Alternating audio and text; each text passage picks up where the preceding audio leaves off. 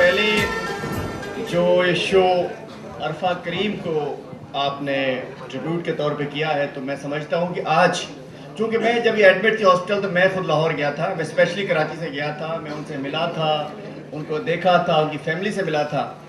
और मैं समझता हूँ कि हमारा आज का नौजवान, आज का तालिब इल्म, आज का स्टूडेंट अगर अरफा करीम को फॉलो कर ले तो शायद ना बेरोजगारी रहे, ना महंगाई रहे, ना ये बुरा हाल पाकिस्तान का रहे। डॉक्टर अब्दुल वहाब साहब और हमारे कायदीन और हमारे मुस्तकबिल के कायदीन, हमारे मुस्तकबिल के मेहमानों, हमारा पाकिस्तान का फ्यूचर, तमाम नौजवान स्टूडेंट, अस्सलाम वालेकुम। देखिए, चूँकि इनका शो भी है और टॉपिक बड़ा लिमिटेड है और टाइम भी बहुत लिमिटेड है, मैं चाहूँगा कि इस दायरे में रहकर बात करूँ। तो हम समझते हैं कि जो महंगाई और बेरोज़गारी है, एक तो इसको ज़िम्मेदारी सिर्फ समझ लिया गया है कि ये शायद सिर्फ हुकूमतों की जिम्मेदारी हुआ करती है। बिल्कुल, हुकूमतों की जिम्मेदारी तो हर चीज़ हुकूमत की जिम्मेदारी होती है, लेकिन उसमें ये क्यों समझ लिया है आपने कि ये हम तमाम, मुझ समेत हम तमाम जो घिसे पिटे सियासतदान हैं, जो हुक्मरान हैं, इन्होंने ही पाकिस्तान का मुस्तकबिल बेहतर करना है। हम चाहते हैं आपका रोल हो। आप लोगों ने समझ लिया कि सियासत इनका काम है, हमारा काम इनकी तनकीद करना है, हमने कोसना है, सोचना है और कुछ नहीं करना है। लेकिन आप आइए, जिसमें जहाँ चाहिए, लाजिम बात है, बहुत सारे रास्ते खुले हैं, बहुत सारी पार्टीज हैं, बहुत सारे सोचने का काम है, लेकिन आप अपना रोल रखिए। पाकिस्तान में आज के नौजवान को, इस पढ़े लिखे नौजवान को अपना रोल रखना पड़ेगा और आपका रोल होगा, आपका प्रेशर अगर होगा तो हम लोग भी सीधे चलेंगे। और हम लोग भी, जो भी ख्वाजा साहब बात कर रहे थे, डॉक्टर साहब फरमा रहे थे, हमारे दानियाल साहब बात कर रहे थे, शायद उन चीज़ों पर जो बाइख्तियार लोग हैं वो उतना गलत रास्ते पे ना जा सके। तो आप अपना रोल बाकायदा देखिए कि आपने सिर्फ ये नहीं है कि आपने हमें देखना है और सोचना है कि शायद हमने ठेका लिया, ठेका हमारा नहीं है। आप समझिए आपकी जिम्मेदारी है। और हम समझते हैं कि ये महंगाई और बेरोजगारी, तीन जो है अवामिल, तीन चीजें बहुत जरूरी हैं जिसके जरिए हम इसको काबू पा सकते। 3 E's: education, energy and economy. अगर हम एजुकेशन, वो बहुत ज़रूरी है, उसमें लिटरेसी भी है, एजुकेशन भी है और उसमें आपका रोल है। आप लोगों को मैं चाहे डॉक्टर साहब को, डॉक्टर अब्दुल वहाब साहब की मैं जो काविशें हैं और जो माजू का जो किरदार है आज एजुकेशन में, मैं उसको सैल्यूट भी करता हूँ, सलाम भी पेश करता हूँ। और मैं समझता हूँ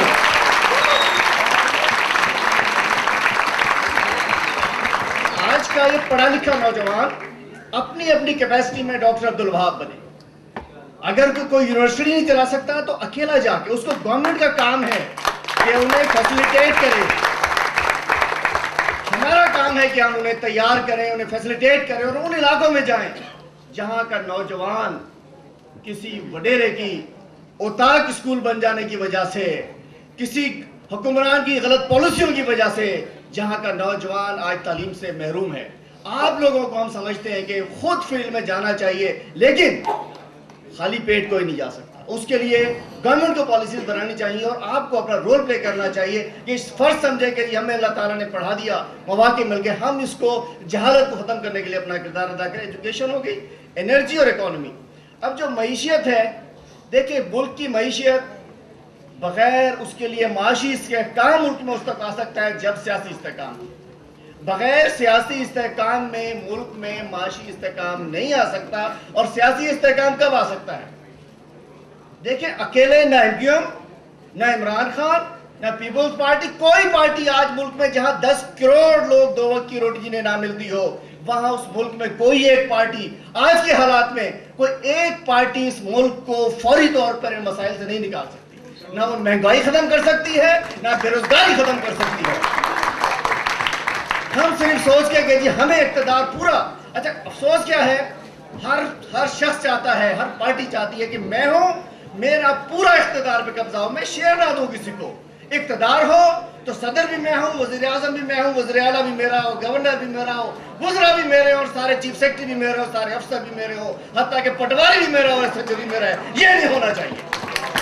लेकिन इसके लिए सोच हमें पहले अपनी बढ़ानी पड़ेगी। हमें तय करना पड़ेगा कि ठीक है, हम कुछ अरसे जंग जो है वो उन 10 करोड़ भूखे अवाम के लिए रख लें जो कि 2 वक्त की जिन्हें रोटी अवेलेबल नहीं है, मुहैया नहीं है। और ये मैं जबान से नहीं कह रहा, ये वर्ल्ड फूड प्रोग्राम ने बाकायदा रिपोर्ट शाया हुई थी पिछले साल, उसकी 4-5 महीने पहले। इसके लिए हमें सबको मिलकर, और दूसरी बात, हम एक बहुत बड़ी कौम है, ये हम समझते हैं कि पाकिस्तानी एक बहुत जिंदा दिल कौम है, एक बहुत बड़ी कौम है। उसकी मिसाल आप जलजले में देखिए, जलजला आता है, हम एक कौम बनते हैं, हम उसको फेस करते हैं। माशाल्लाह जलजला हजारे में आता है, कराची का नौजवान, कराची के लोग वहां तक जाके आउटरीच करते हैं, पहुंचते हैं और जलजले को मुंह देते हैं। उसके बाद सवात में 25 लाख IDPs निकलते हैं, 3 महीने बाद वापस चले जाते हैं। ये भी दुनिया की तारीख में पहली दफा है कि 25 लाख लोग बाहर गए और फिर वो वापस आ गए। वो एक मजबूत कौम थे हम। पिछले साल सिंध में सैलाब आया, 70-80 लाख लोग डिस्टर्ब हुए।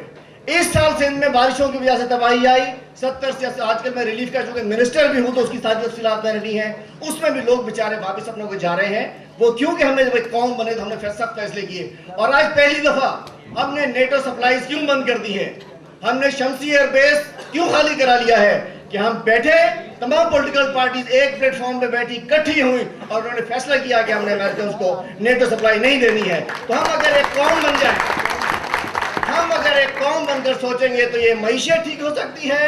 मईशत ठीक होगी तो हमारी एनर्जी के इशूज ठीक हो सकते हैं, एनर्जी इशूज ठीक होंगे तो हमारे तालीम भी बेहतर हो सकती है, कि हमारी सूरत हाल बेहतर हो। अब आती है एनर्जी इशूज के ऊपर। मामला क्या है कि हमने सब ने अपनी डे नीड की मस्जिद बनाई हुई है। मैं कोई खुश बात भी कर रहा हूँ क्योंकि आप हमारा मुस्तकबिल हैं। मैं चाहता हूँ कि असल इशू जो मेरे जहन में है, शायद उससे हट के बहुत सारे इशूज हो, मैं आप तक जरूर पहुँचाऊँ। जो कौमी इशूज होते हैं, कोई डैम्स का इशू हो, मैं नहीं कहता कौन सा डैम, कोई एनर्जी के इशूज हो, उसके ऊपर वो पार्टीज जो शायद अपनी शनाख्त के लिए, मिसाल की बात है इस वक्त सब आप बैठे, इस तरह मुंह है आपका, आप में से कोई 2 लोग चाहें कि जी हम मुझ पे कोई जिक्र नहीं आ रहा, मुझे कोई देख भी नहीं रहा, वो पल्ली तरह मुंह करके खड़े हो जाए, 2 मिनट में कैमरे और सब लोग आपको देख रहे हैं। इसी तरीके से कुछ छोटी पार्टीज वो निकल आती है मैदान में कि नहीं जी हमें ये नहीं चाहिए। तो बात यह कि मुल्क बड़े फैसले कैसे करेगा, सख्त फैसले करने पड़ेंगे और वो हमें इकट्ठे होकर करने पड़ेंगे मुल्क की एनर्जी के लिए। मुल्क की एनर्जी बहुत जरूरी है, उसके लिए फिर छोटी पार्टीज को भी सोचना पड़ेगा कि ठीक है शायद आपके वोटर को वो बात पसंद ना आए जो आप करने जा रहे हो, लेकिन मुल्क के मुस्तकबिल के लिए शायद वो सख्त फैसला मुल्क के लिए जरूरी हो, मुल्क के नौजवानों के लिए जरूरी हो, मुल्क के गरीबों के लिए जरूरी हो। तो कुछ सख्त फैसलों के लिए भी हमें तैयार होना चाहिए। एक और ऑप्शन क्या होना चाहिए, देखिए हमारे असासे हम बात करते हैं जाहिर होने चाहिए, बिल्कुल जाहिर होने चाहिए, लेकिन मैं समझता हूं कि आज हमारे हुक्मरान, हमारे सियासतदान, हमारा बिजनेसमैन, हमारा फौजी, हमारा करप्ट ब्यूरोक्रेट, ये सारे जितने पैसे इनके मुल्क से बाहर है सारे अगर वापस ले आते हैं, हमें किसी IMF की जरूरत नहीं है, किसी एड की जरूरत नहीं है, लेकिन हमें वापस लाने पड़ेंगे। और अगर हम वापस ले आए तो हमारा ओवरसीज पाकिस्तानी भी वापस ले आएगा, लेकिन वापस आएंगे वो करप्शन की नजर हो जाएंगे। करप्शन भी एक बहुत बड़ी लानत है इस महंगाई और बेरोजगारी के खात्मे के लिए। एक बात नहीं, एक मिसाल देता हूँ छोटी सी, KSC, चूंकि आपसे रिलेटेड सब्जेक्ट है, KSC आप सब जानते हैं, KSC में करप्शन इस लेवल पे हो रही है कि पाकिस्तान की हिस्ट्री में शायद उससे बड़ी करप्शन ना हुई हो, लेकिन उसने चंद हुक्मरानों को साथ शामिल कर लिया है, चंद को खरीद लिया है, चंद को दबा दिया है, तो सब खामोश हैं। और उसकी वजह से हमारी 64% पाकिस्तान में जो रेवेन्यू है वो कराची से जाता है। उसके बावजूद आप देखिए वो रेवेन्यू इंडस्ट्री, यहाँ का बिजनेसमैन शिफ्ट हो गया, यहाँ की इंडस्ट्री बांग्लादेश, मलेशिया चले गई और यहाँ खत्म हो रहा है। अब वो देख रहे हैं कि नहीं थी ये तो कराची वालों के, इसी कराची का। मैं कहता हूँ ये इशू नहीं है कराची का, ये इशू पूरे पाकिस्तान का है। अगर ये 64% रेवेन्यू कम होता है तो नुकसान किसका होगा? तो बात यह है कि इसमें बहुत तफसील है। इस अंदाज में जब कौमी सोच अपनानी पड़ेगी कौमी इदारों में करप्शन रोकने के लिए, करप्शन रुकेगी तो हम शायद अपने किबला ठीक कर सकें और हम आगे बेहतर तरीके से बढ़ सकें। इसके बाद मैं समझता हूं कि आज ये वक्त है कि हम आपको आगे लेके आए। जी जो आपसे किरदार अदा करवा सकता है उस पॉलिटिकल पार्टी का काम है कि वो पढ़े लिखे नौजवानों को, हमारे टेक्नोक्रेट से भी गर्ज है, मैं डॉक्टर अब्दुल वहाब से भी कहता हूं कि आप लोग हमें डायरेक्शन दीजिए, आप बताइए आप गलत कर रहे हैं। और मुख्तलिफ जो पार्टीज के लोग डायरेक्ट आपसे रास्ते में हैं या नहीं हैं, आप जैसे लोग वो हैं कि जो अगर कहीं कॉलम भी इनका आता है तो सोच पे मजबूर हो जाते हैं, ये लोग क्या कह रहे हैं। आप लोग ये नहीं कि सिर्फ कोसते रहिए, सोचते रहिए, आप जिम्मेदार हैं हमारी डायरेक्शन ठीक करने का, आप जिम्मेदार हैं हमें सीधी राह पे लगाने का। एक और बात करता चलो कि 2002 से 2008 तक हम गवर्नमेंट में थे और अल्लाह के फजल करम से आईटी और कम्युनिकेशन, आप देखें 10 करोड़ लोगों के पास मोबाइल फोन मौजूद है, 3 करोड़ लोगों के पास इंटरनेट एक्सेस मौजूद है। और ये मीडिया भी उस दौर में आया था। और जो महंगाई का जिक्र है तो महंगाई की सूरत हाल ये है कि पेट्रोल आप सब लोग डालते हैं 52 रुपए का था, आज कहां पहुंचा हुआ है। आटा 16 रुपए का था, चीनी 28 रुपए की थी। तमाम चीजें आपके सामने हैं। हमने कोशिश की थी, लेकिन बात यह है कि आगे जाके पुरानी कंटिन्यू होनी चाहिए, तसलसल होना चाहिए। अगर कुछ चीजें हमारी अच्छी थी उन्हें कैरी करना चाहिए था, अगर कुछ गलत थी उनको रोक देना चाहिए था। तो जो गवर्नमेंट की बेहतर चीजें हैं आने वाली गवर्नमेंट को उसे कैरी करना चाहिए, और जो गलतियां हैं उसके ऊपर उन्हें सख्ती से, नासिर शाह साहब वाली बात है, साफ होना चाहिए ताकि चीजें आइंदा ठीक हो सकें। बहुत बहुत शुक्रिया, मेहरबानी।